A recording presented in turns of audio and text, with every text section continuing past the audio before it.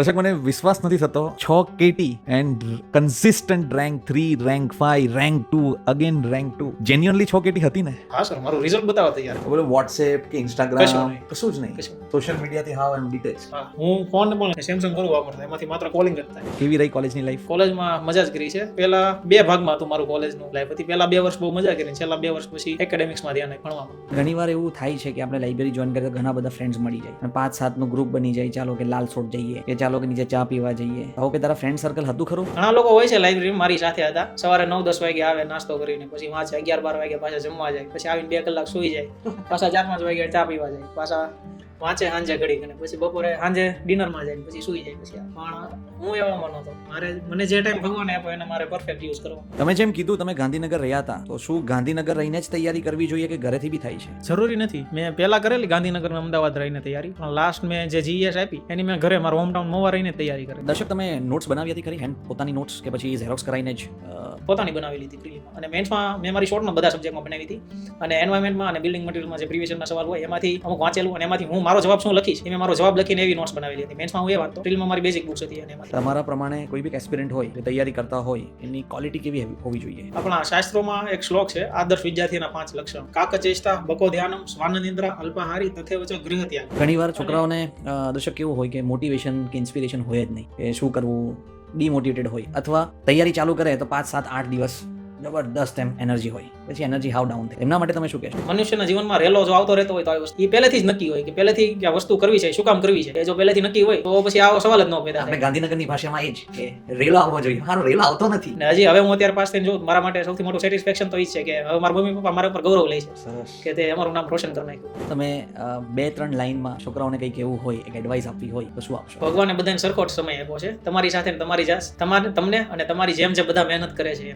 બધાને. 2025માં GES ની 16 જ પોસ્ટ છે, તો શું ઓછી પોસ્ટ છે એનો કોઈ ફેર પડે ખરો? પોસ્ટ સર મેં અત્યાર સુધી ક્યારેય જોઈ જ નથી. સમય બહુ જરૂરી છે, પાછો નહીં આવે. હા, પૈસા પાછા આવશે, સમય નહીં આવે. કેમ છો વિદ્યાર્થી મિત્રો? ફરી એક વખત નવા એપિસોડ, નવી વાત અને નવી પ્રેરણાત્મક વાતો સાથે હું અક્ષય આપની સાથે આવી ગયો છું હોલિસ્ટિક પોડકાસ્ટમાં.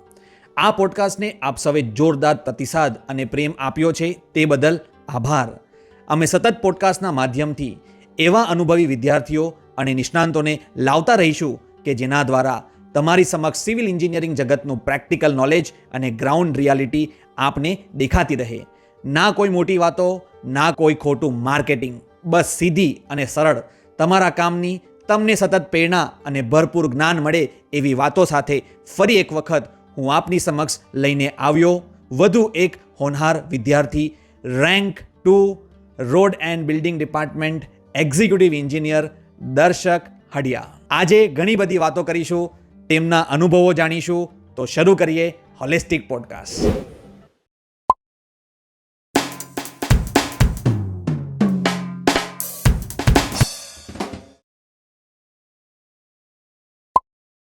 વેલકમ દર્શક ટુ ધ હોલિસ્ટિક પોડકાસ્ટ.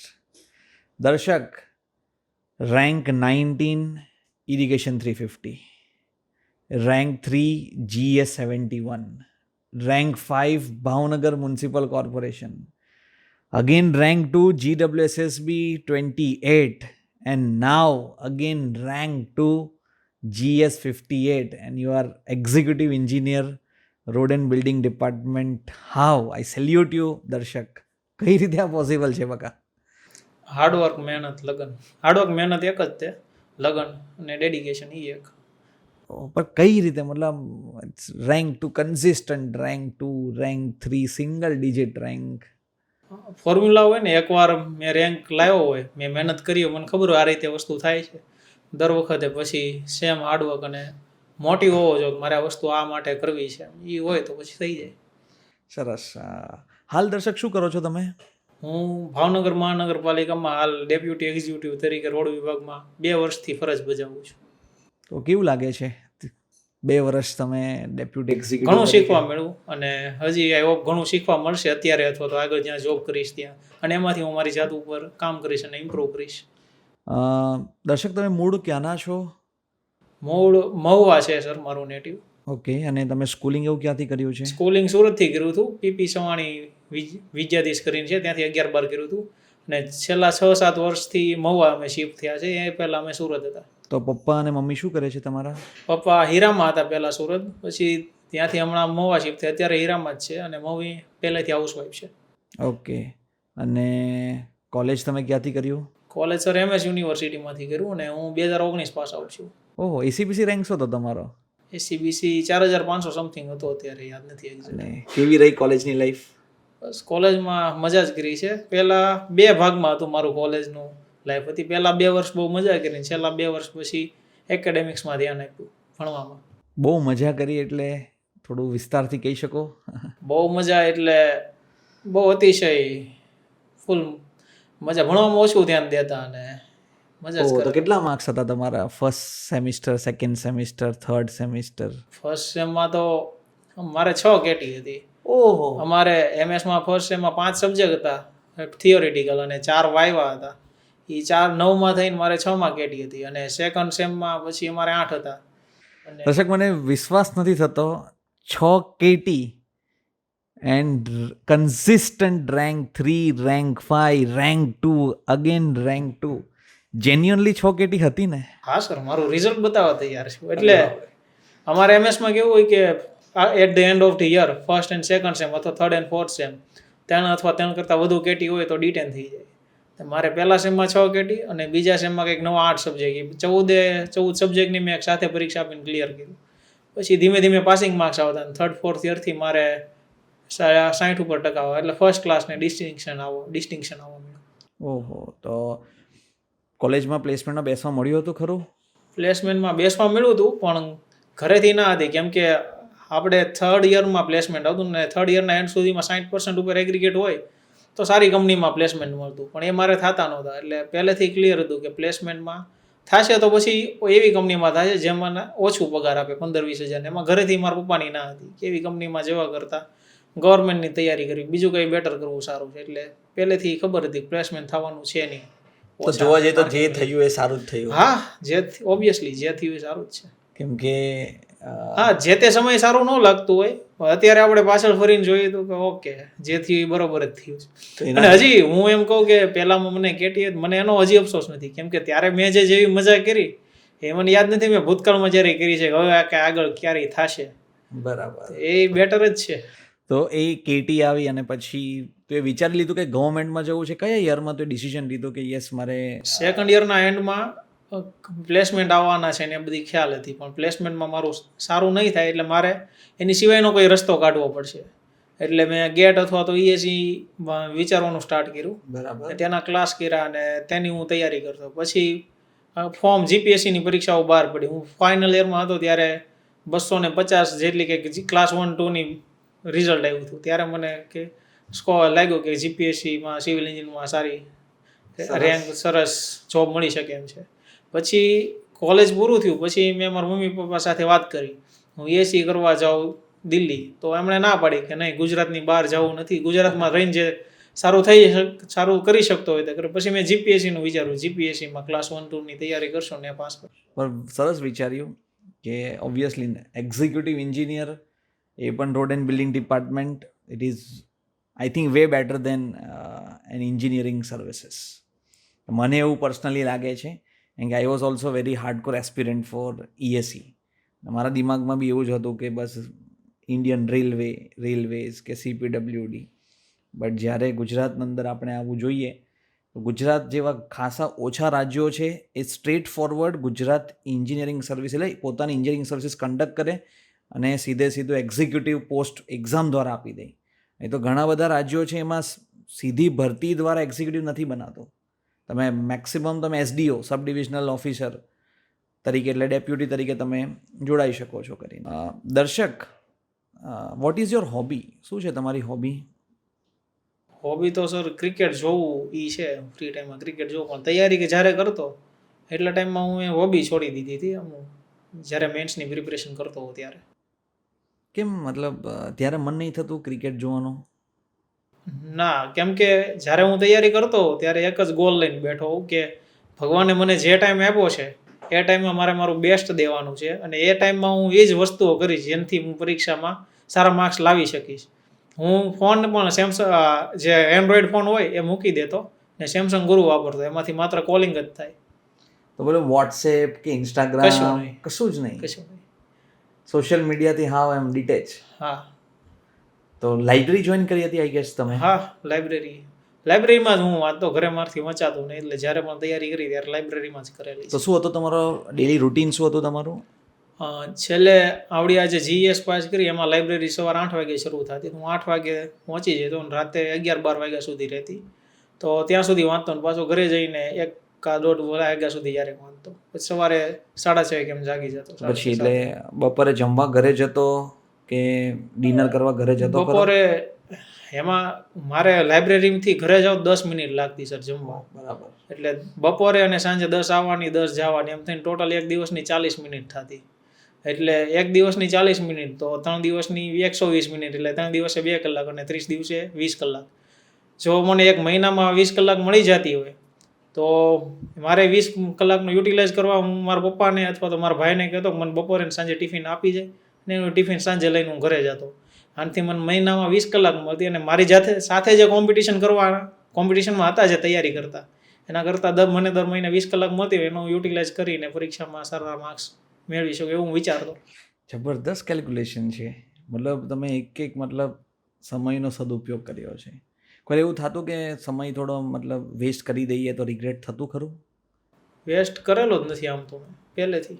એવું છે? તૈયારી કરતો ત્યારે નથી કરેલો, બાકી તો મજા એટલી કરેલી, પણ તૈયારી કરતો ત્યારે બધું મૂકી જ દીધેલું. બીજો કોઈ થોટ જ મારામાં નહોતો હતો, કોઈ ભાઈબંધ કે ફિલ્મ જોવા કે નહીં. ઘણી વાર એવું થાય છે કે આપણે લાઇબ્રેરી જોઈન કરીએ તો ઘણા બધા ફ્રેન્ડ્સ મળી જાય અને 5-7નું ગ્રુપ બની જાય. ચાલો કે લાલ સોટ જઈએ કે ચાલો કે નીચે ચા પીવા જઈએ. તો આવું કે તારા ફ્રેન્ડ સર્કલ હતું ખરું?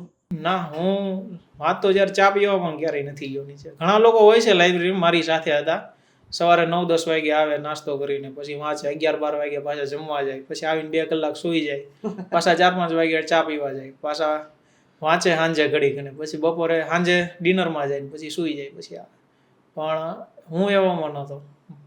મને જે ટાઈમ ભગવાને આપ્યો એને મારે પરફેક્ટ યુઝ કરવાનો હતો. સરસ સરસ સરસ. મતલબ ટાઈમ તમે બિલકુલ બી વેસ્ટ નથી કર્યો. That is wonderful thing. બીજું તમે હેલ્થ પર ફોકસ કર્યું હતું જ્યારે તૈયારી કરતા ત્યારે? નહીં, હેલ્થ પર ફોકસ મેં કીધું કે બપોરે અને સાંજે ટિફિન મને આપી છે તો હું દાદરાય નહોતો ઉતરતો. એક્ટિવામાં ઘરે આવવાનું ને ઘરે જવાનું, બસ એટલું જ. ખુરશી ઉપર બેઠો રહ્યો. આને લીધે મેં જેટલો ટાઈમ તૈયારી કરી તે મારો 10 કિલો વજન વધી ગયો. પછી તૈયારી કરીને પછી મેઇન્સ આપી દીધી, પછી મેં પાછું જીમ જોઈન કર્યું ને અમુક પ્લાન બનાવ્યો, પછી મેં પાછું 10 કિલો જે વેઇટ ગેઇન કર્યો એ 3 મહિનામાં ઉતારી પણ દીધું. ઓહો, જબરદસ્ત. મતલબ 10 કિલો ગેઇન થયો એ ઉતારી બી દીધો. મતલબ ડેડિકેશન તો જોરદાર કહેવાય તારું, કે ભણવામાં બી એટલું ડેડિકેશન અને તબિયત ઉતારવામાં બી ડેડિકેશન. વાત તો ત્યારે મને બીજું કંઈ પડી જ નહીં, વજન વધતો હોય ભલે વધતો, એને પછી એને ઓછો કરવા મારી પાસે આગળ ટાઈમ છે. આ જે ટાઈમ છે એ મને પછી નહીં મળે. આમાં જે મારે કરવાનું છે એ મારે બેસ્ટ દેવાનું છે. મતલબ વાત કરતા એવું લાગે છે કે દર્શક થોડો જિદ્દી છે. હા, પહેલેથી. અને જીદને મેં મારા સારામાં યુઝ કરી, પોઝિટિવ વેમાં. એની મને અત્યારે ખુશી છે. દિવસના 24 કલાક આપણને મળે, 5.5-6 કલાક સૂવાનું, 1.5-2 કલાક જમવાનું અને બીજા બધા જે બી કામ હોય, બાકીનો આખો દિવસ વાંચતો? હા સર, કેમ કે બીજું કંઈ કરવાનું ન હોય. અમુક મારી સાથે હતા, હું ગાંધીનગર રહેલો છું, ત્યારે મારી સાથે અમુક ફ્રેન્ડ હોય એના કપડાં જાતે ધોતા. એવડા એ કપડાં જાતે ધોઈને સમય વાપરીને પૈસા બચાવતા. જ્યારે હું મારા કપડાં ધોવા દઈ દેતો, હું સમય મેળવતો, પૈસા આપીને હું સમય મેળવતો. એટલે મારા માટે સમય જ ઇમ્પોર્ટન્ટ હતો પહેલેથી. કેમ કે સમય બહુ જરૂરી છે, પાછો નહીં આવે. પૈસા હા, તો પૈસા આવે પાછા પણ. આવશે, સમય નહીં આવે. તમે જેમ કીધું તમે ગાંધીનગર રહ્યા હતા, તો શું ગાંધીનગર રહીને જ તૈયારી કરવી જોઈએ કે ઘરેથી બી થાય છે? જરૂરી નથી. મેં પહેલાં કરેલી ગાંધીનગર ને અમદાવાદ રહીને તૈયારી, પણ લાસ્ટ મેં જે જીએસ આપી એની મેં ઘરે મારું હોમટાઉન મહુવા રહીને જ તૈયારી કરેલી. પણ હા, એક વસ્તુ છે, હું લાઇબ્રેરી રહેતો, ઘરે નહોતો રહેતો. લાઇબ્રેરી રહીને મેઇન્સ અને પ્રિલિમની તૈયારી થઈ શકે. જો ઓફલાઈન મોક દેવા હોય તો આવવું પડે, અથવા તો એ ન કરવા હોય તો એ પણ ઘરે પોતાની રીતે સેલ્ફ ઇવેલ્યુએટ કરી શકો તમે ઘરે રહીને. ઓફલાઈન મોક માટે, પ્રિલિમ ને મેઇન્સમાં. ઇન્ટરવ્યૂ માટે કદાચ આવવું પડે, તમારા ફ્રેન્ડ સર્કલ અને ગ્રુપ ડિસ્કશનમાં મોક ઇન્ટરવ્યૂમાં સારું પડે. બાકી પ્રિલિમ અને મેઇન્સમાં જરૂરી નથી. બરાબર. એકાદ સબ્જેક્ટ સ્કીપ કર્યો હતો ખરો તૈયારીમાં? ના સર, ક્યારેય એક બી નહીં? નહીં. કેમ કે જે પેપરમાં આવવાનું છે એમાંથી અમુક સબ્જેક્ટ નહીં કરો તો સપોઝ 200 માર્ક્સનું પેપર છે 180 માર્ક્સનું થઈ જાય. બધા 200 માર્ક્સનું દેતા હું 180 માર્ક્સનું પેપર દઈ બધાથી આગળ તો ના નીકળી શકું. કેમ કે એટલે જ ને ક્યારેક ઘણા લોકો મને કહે છે, પૂછતા હોય કે અમુક કેન્ડિડેટ કે કયો સબ્જેક્ટ સ્કીપ કરાય, હું કહું એકેય નહીં. કેમ કે સબ્જેક્ટ સ્કીપ કરવો એ ભૂલ નથી, અપરાધ છે, અને એની સજા તમને પરીક્ષા આપો ત્યારે મળે છે. બરાબર. પછી એક કોઈ બી કેન્ડિડેટ હોય એને તૈયારી હાલ સ્ટાર્ટ કરવી હોય તો એની પ્રિલિમ્સ સ્ટ્રેટેજી કેવી રહેવી જોઈએ? પ્રિલિમમાં બે વસ્તુ ઇમ્પોર્ટન્ટ છે. એક તો તમે જે વાંચ્યા હોય એનું રિવિઝન, અને બીજું પ્રેક્ટિસ. રિવિઝન કરીને પ્રેક્ટિસ માટે તો અઢળક સોર્સિસ છે, બધા ધીમે ધીમે કરતા જવાના, અને જે ન સમજાતા જાય એની બુક્સ બનાવતી જવાની, એટલે શોર્ટ નોટ. જે ટોપિક ન સમજાતા જાય તો પોતાની બુક્સમાંથી, અથવા તો જે તમે સોલ્વ કર્યા હોય એમાંથી અમુક નવો ક્વેશ્ચન આવ્યો હોય એમાંથી, અને પછી જ્યારે એક્ઝામ આવે ત્યારે માત્ર એમાંથી જ રિવિઝન કરવાનું, ગમે એટલાની એક્ઝામ હોય.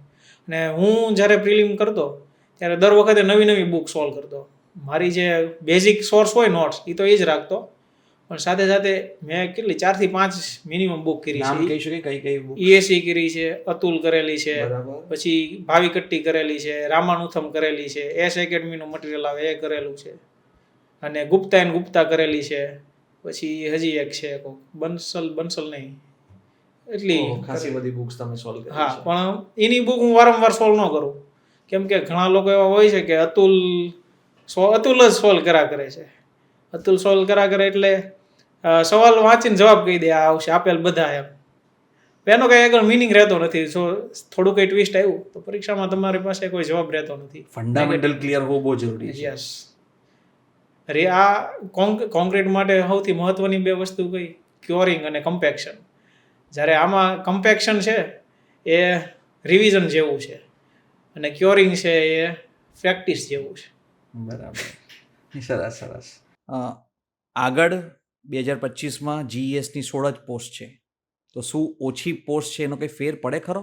પોસ્ટ સર મેં અત્યાર સુધી ક્યારેય જોઈ જ નથી. મેં એટલી પરીક્ષા આપી, જેમાં ટોટલ કેટલી પોસ્ટ હતી હજી મને યાદ નથી. એમ RNBમાં હતી શરૂઆતમાં 48-49, એ એક છે. બાકી તો કેટલી હતી મને હજી યાદ નથી. કેમ કે હું જ્યારે રિક્રુટમેન્ટનું આવે ત્યારે હું કેટલી એક્શનની પોસ્ટ છે એ જ જોઉં, હું એક ટાર્ગેટ કરું છું. એક્સિયન જ બનવું છે એવું ડિપાર્ટમેન્ટ ફિક્સ હતું કે પહેલાં નહોતું, પણ 2 પાસ કરી નાખી ઇરિગેશનની GW. પછી એવું છું કે RNBમાં ઇરિગેશનમાં મને DE મળ્યું, એમાં 2 જ હતી પોસ્ટ, ને મારો 3જો રેન્ક હતો, એટલે એમાં એક્શન ન મળ્યું. GWSBમાં મળ્યું ત્યારે એવું છું કે GWSB કરતાં બીજો સારો ડિપાર્ટમેન્ટ મળે ઇરિગેશન કે RNB તો સારું. એટલે આ વખતે એક્શનની પોસ્ટ જ આજે હતી. ઇરિગેશનમાં 10 હતી, RNBમાં 3 થી 4 જેવી હતી.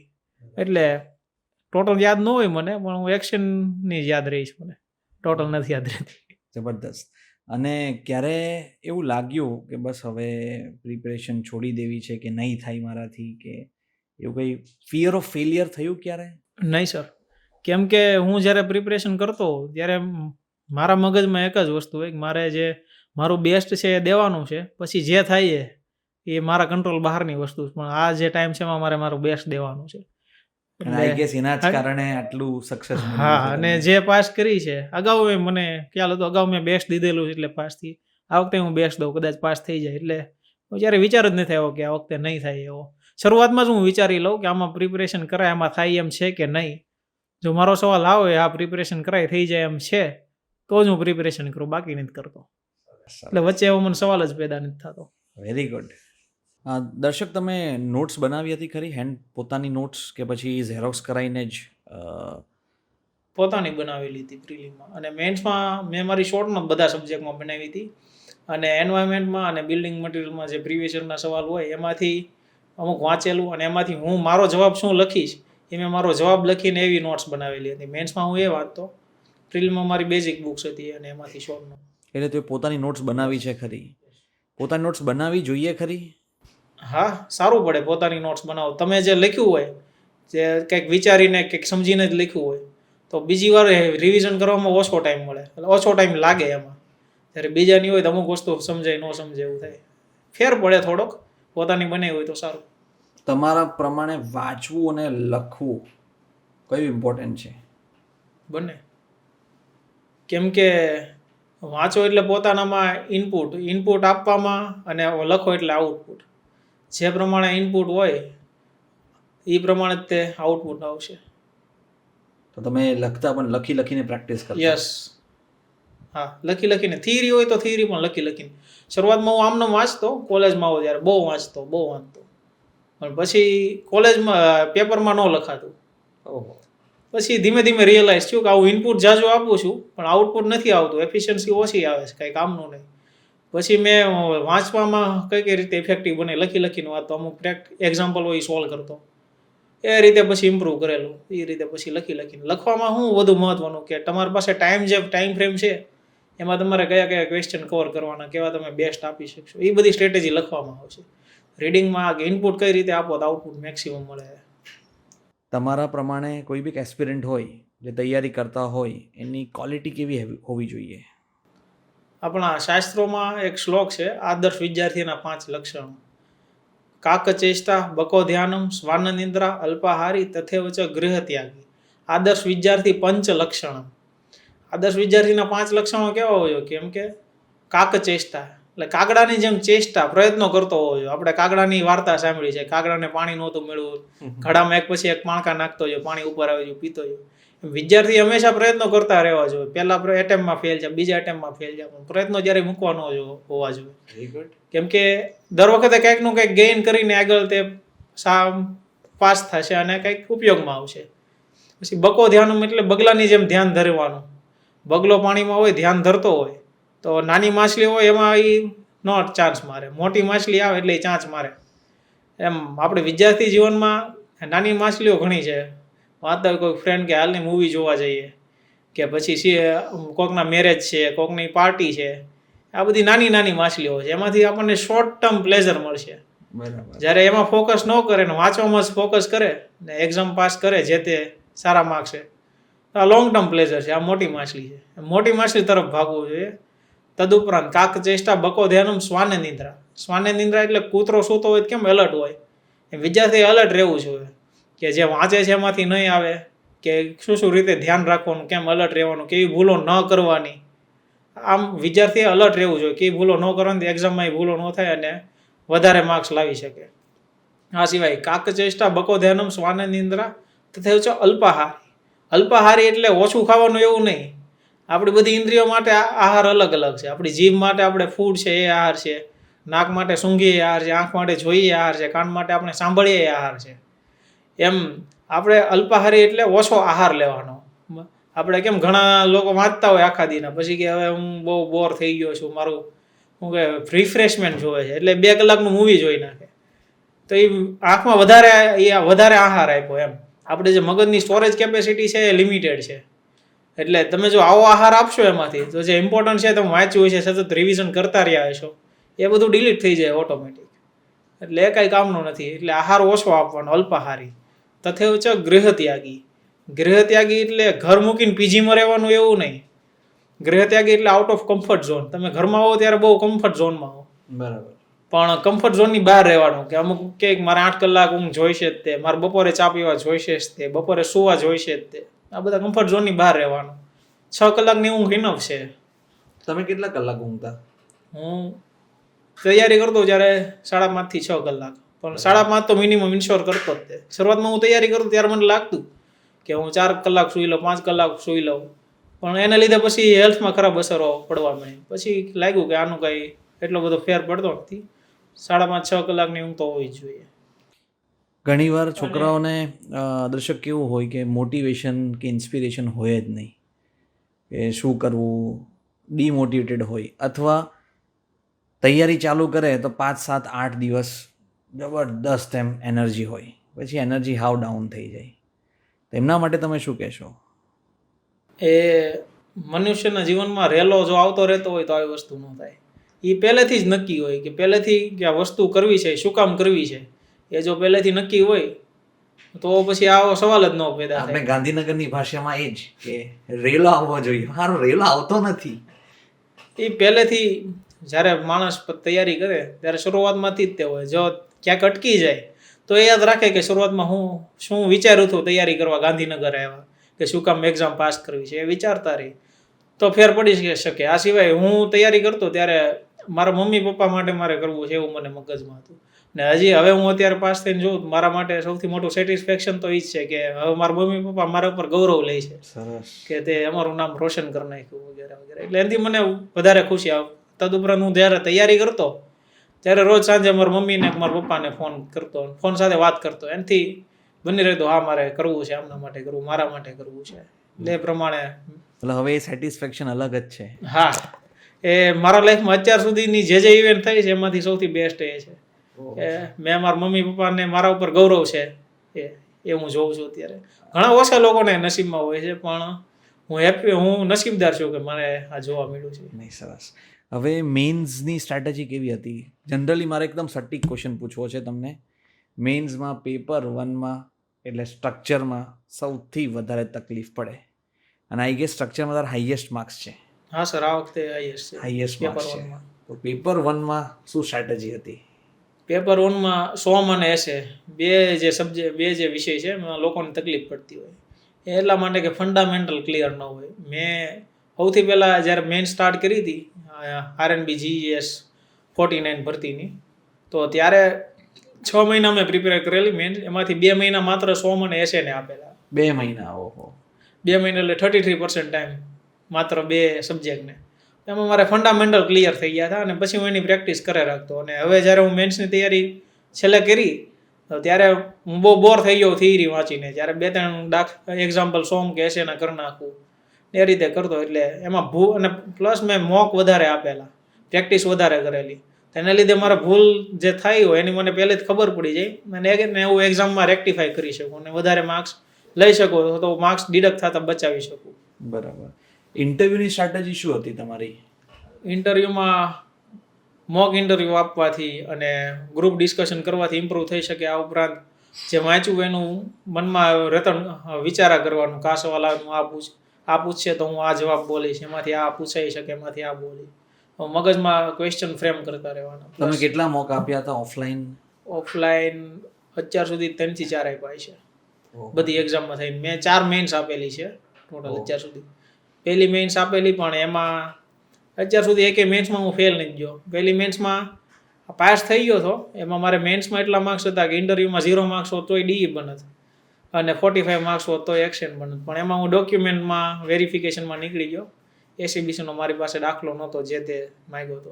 બરાબર. પણ ત્યારે મને બહુ વધારે દુઃખ લાગ્યું અને 1-2 હતાશ થઈ ગઈ. Everything happens for a reason.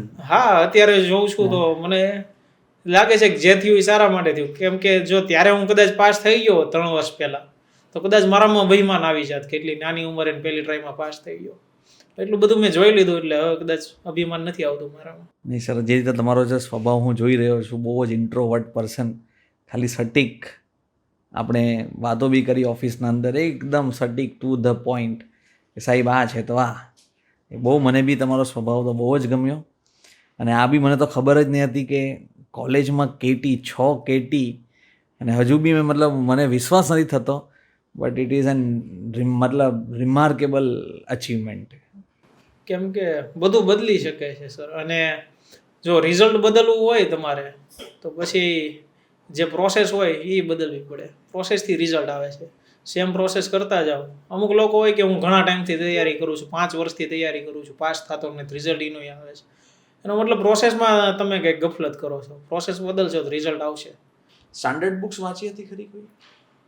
ના સર, કે મેં IAS માસ્ટરનું જે મટીરિયલ હોય એ મેઇન્સ માટે વાંચેલું, અને એમાં એટલા માટે કે એક્ઝામ ઓરિએન્ટેડ હોય છે. મારું મોટિવ હતો એક્ઝામ પાસ કરવાનું. સ્ટાન્ડર્ડ બુક્સમાં વધારે કન્ટેન્ટ હોય છે, પણ એ PhD કરવી હોય તો એ કરાય. PhD તો કરવું નથી, હા, એક્ઝામ મારે તો એક્ઝામ જ પાસ કરવાની. ઘણીવાર છોકરાઓ મિસલીડ કરે, ખાસી બધી વસ્તુઓ ઇરરિલેવન્ટ વસ્તુ વાંચે છે. એનો આગળ કોઈ મિનિંગ રહે. વાંચવાનું એટલું જ કે જેનું તમે રિવિઝન કરી શકો, યાદ રાખી શકો ને એક્ઝામમાં લખી શકો. 10 બુક અલગ અલગ એકવાર વાંચવી એ કરતાં એક બુક 10 વાર વાંચવી વધારે બેટર છે. આ સમજાવે કોણ?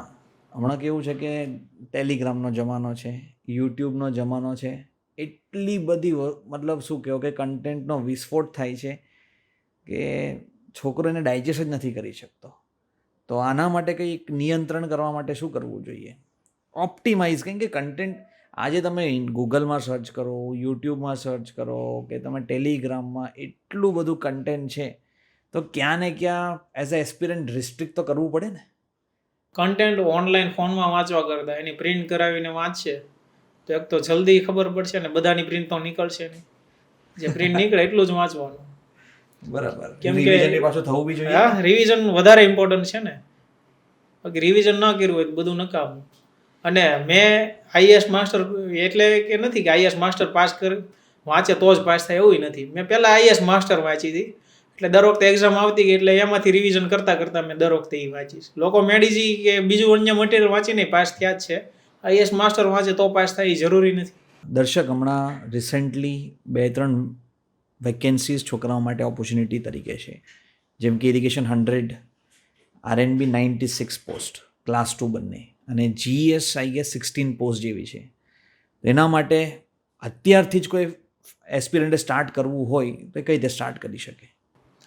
સાવ કંઈ ખબર જ નથી તો પછી કોચિંગ કરીને પછી એની ઉપર બુક્સ બનાવીને પછી કરાય. તો બેઝિક ખબર છે તો પોતાની રીતે કરે. હું જો હોઉં તો મારથી પ્રિલિમ પહેલાં મેં કરેલી છે. જો પ્રિલિમ થઈ જતી હોય કોઈથી અગાઉ પ્રિલિમ કરેલી હોય પાસ અને તો મેન્સ કરવી હોય તો મેન્સ ઉપર ફોકસ કરાય, અને છેલ્લે 1-2 મહિના બાકી રહી પ્રિલિમના ત્યારે પ્રિલિમનું વાંચીને પછી મેન્સ ઉપર ફોકસ કરી શકાય. બીજું, હમણાં દર્શક આપણે 350માં ઘણા બધા છોકરાઓ લાગ્યા છે, તમારા બી બેચમેટ છે, ઘણા બધા છોકરાઓ. હવે એ ટાઈમ પર એ લોકો બી વિચારતા કે મારે GS એટલે ક્લાસ 1-2ની એક્ઝામ આપવી છે કરીને. હવે આપણને જોઈ કે આ દર્શક બી લાગી ગયો કે અમારો મિત્ર જે છે મારા સાથે બેચમેટ હતો, મેં તૈયારી કરી જ નહીં, અને હવે ઇટ્સ ટુ લેટ ઓલ્સો. તો શું એ લોકોએ તૈયારી સ્ટાર્ટ કરવી જોઈએ કે શું કરવું જોઈએ? ભરતી તો હવે 18 જ છે. જો પહેલેથી એવું મગજમાં હોય કે એકવાર હવે શરૂઆત કરશે પ્રિપરેશનની પછી બંધ ન થાય તો કરી શકાય. બાકી જોબ સાથે ડિફિકલ્ટ થઈ જાય. ને જો બેઝિક ખબર હોય, પહેલાં તૈયારી કરેલી હોય મેન્સની, તો જોબ સાથે કદાચ થઈ શકે છેલ્લે રજા લઈને ને એમ. પણ જો પહેલેથી જ કરવાનું થાય તો પછી ડિફિકલ્ટ છે. બહુ મારથી નથી થતું. દર્શક, તમે કઈ રીતે જોબ સાથે તૈયારી કરી?